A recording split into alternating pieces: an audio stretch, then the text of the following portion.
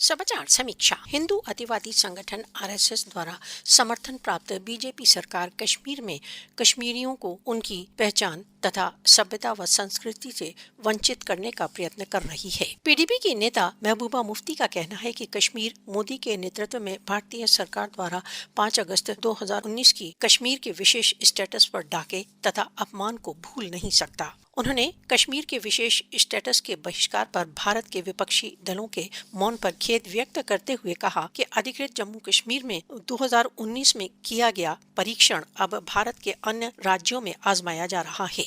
National conference के उपाध्यक्ष का कहना है कि बीजेपी के नेतृत्व की भारतीय सरकार जम्मू कश्मीर की विशिष्टता तथा पहचान को समाप्त करने के लिए तैयार है, जबकि नेशनल कॉन्फ्रेंस के अध्यक्ष का कहना है कि 5 अगस्त 2019 को कश्मीर पर बलपूर्वक थोपे गए परिवर्तन कभी स्वीकार नहीं करेंगे। नेशनल कॉन्फ्रेंस के नेता रूहुल्लाह मेहंदी का कहना है कि भारत के लिए आर्टिकल 370 अधिकृत कश्मीर की पहचान, स्थिति तथा अधिकार वापस करना अपरिहार्य है। रूहुल्लाह का कहना है कि भारत ने आर्टिकल 370 का बहिष्कार कर कश्मीरी जनता की पहचान छीन ली है। नेशनल कॉन्फ्रेंस के ही भारतीय पार्लियामेंट के सदस्य मोहम्मद अकबर लोन का कहना है कि बीजेपी ने 5 अगस्त 2019 को एक पक्षीय, गैर कानूनी तथा असंवैधानिक पग उठाकर अधिकृत कश्मीर को एक अनिश्चितता की स्थिति में डाल दिया है तथा इस स्थिति से निकलने का एकमात्र उपाय कश्मीर के विशेष स्टेटस की बहाली में ही निहित है। आरएसएस बीजेपी अधिकृत कश्मीर में हिंदू संस्कृति की स्थापना चाहते हैं। भारत द्वारा 5 अगस्त 2019 को कश्मीरी जनता के अधिकारों